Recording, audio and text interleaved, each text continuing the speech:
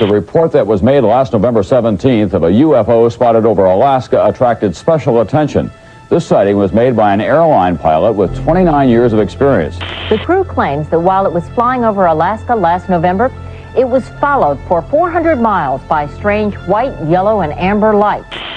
Of the thousands of reported pilot encounters with UFOs around the world, few are more harrowing than the episode on the 17th of November 1986 involving Japanese Airlines Flight 1628 high above the Alaskan tundra. Regarding airline cases in America, the JAL is very interesting because you have multiple witnesses. It was a cargo aircraft, and the pilots observed an object that seemed to be tracking along with their aircraft. It involved an investigation by the FAA. This is an official government investigation of the sighting itself. The events of that night were captured on tape. Spinner 1628 heavy, military radar advises they are picking up an intermittent primary target behind you, in trail, I say again. The Boeing 747 cargo jet was on a routine flight from Paris to Tokyo, cruising at 600 miles per hour at an altitude of 35,000 feet. It was headed towards Anchorage, Alaska to refuel. Suddenly at 5:11 p.m., Captain Kenju Terauchi, a pilot with 29 years flight experience, saw three large, fast-moving, unidentified objects 2,000 feet below. The largest object was described by Captain Terauchi as resembling a shelled walnut. Captain Terauchi said that the main craft was twice the size of an American aircraft carrier. Co-pilot said it was as solid there as if you were seeing an oncoming jet with its lights on, except it wasn't an oncoming jet. 747 was nothing compared to this big flying saucer. After several minutes of observing the UFOs, the pilots realized that the objects were now matching their speed, 600 miles an hour, and tracking them. The captain reported that the objects began, quote, making moves that are impossible for any man-made aircraft to perform. Then, without warning, two of the smaller craft suddenly rose and shot directly in front of the pilot's window. The objects came so close to the aeroplane that Captain Terauchi recalled that the intense glow made his face feel warm. All of a sudden they appear and they're traveling right in front of the aircraft. And they were sort of wobbling back and forth as they moved. They seemed to be only 1,000, maybe 2,000 feet in front of the aircraft and traveling at 600 and some miles an hour.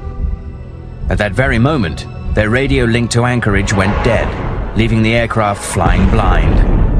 A horrifying catastrophe was seconds away when the UFOs rose and veered left. Deviate from some object, heading 240. Spinner 1628 heavy, deviation is approved as necessary for traffic. It's quite a bit, like a formation. In his official FAA report, Captain Terauchi said we had to get away from that object. Spinner 1628, sir, do you still have the traffic?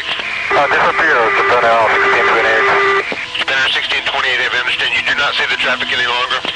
Okay. Moments later, an urgent message came in from Elmendorf Air Force Base. The unidentified object had now appeared on their radar. Yeah, that's 1-2 again. We have confirmed there is a flight size of 2 around your 1550 squawk.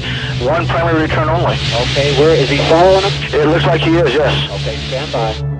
The phrase flight size of 2 indicated that JAL1628 had uninvited guests, possibly with hostile intentions. Spinner 1628 heavy, military radar advises they are picking up an intermittent primary target behind you, in trail, I say again. Immediately after this confirmation, the FAA requested that the Air Force scramble jets. Do you have anybody to scramble up there, or do you want to do that? We're going to talk to your liaison officer about that. It's starting to concern of Japan Airlines, making the 360 now, and still following. Okay, we'll call the military desk on this. Although the military desk took no action, JAL1628 landed safely in Anchorage at 6:20 p.m. Extensive media coverage around the world has helped make this incident one of the most widely reported UFO cases in history. The JAL case continues to inspire debate about the nature and intent of the objects that tracked the 747. To this day, it remains a mystery.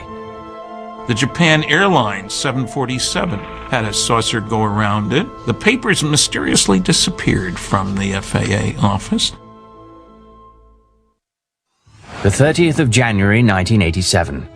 Only 2 months after the JAL report, a similar UFO event took place in Alaskan skies. But this one involved the US military. A US Air Force KC-135, flying from Elmendorf Air Base in Anchorage to Owens Air Force Base near Fairbanks, reported a chilling UFO-related incident at 20,000 feet. Really traffic for us around 1 o'clock. Can't really tell the distance. Seems to be about full altitude. Reactor 29, negative. I have no traffic and you're 1 o'clock. The pilots reported that the object was strikingly similar to the UFO seen by the JAL flight, a massive, disc-shaped, noiseless object larger than an aircraft carrier. Seconds later, Anchorage Air Traffic Control asked whether the KC-135 still had the object in sight. The pilot replied yes, and added that the object was now only 40 feet from his aircraft. The recent incident involving JAL Flight 1628 even came up in their cockpit recording. We're from California, just visiting up here. People see this sort of thing a lot other than Japan Airlines type? Actor 29, it's very rare seeing the lights up there. 30 minutes later, the Anchorage control tower passed on a message from the local FAA office. Actor 29, the quality assurance staff at the Anchorage Center here requests you give them a call after you land at Eielson. That is concerning the object we're looking at? Affirmative, sir. I think pilots make especially good UFO witnesses. They know what's normal in the sky and what isn't.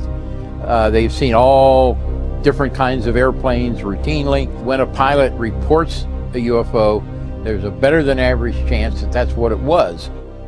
The 31st of January 1987. Less than 24 hours after the KC-135 encounter, yet another UFO-related incident occurred in the skies above Alaska. The pilots aboard Alaska Airlines Flight 53 witnessed enormous, bright, disc-like objects tracking their aeroplane. Ground control stated that no object was visible on radar, but it was the speed of the UFO craft that alarmed the pilots. They had just underneath our radar picked up a blip. He's moving about a mile a second. Just pull out straight ahead of us and just disappear. Man, he was there and then he was gone. If you're a pilot and you report a UFO sighting to the FAA, you might as well turn in your license the next day. The FAA, the military, even civilian authorities don't want to know about UFOs.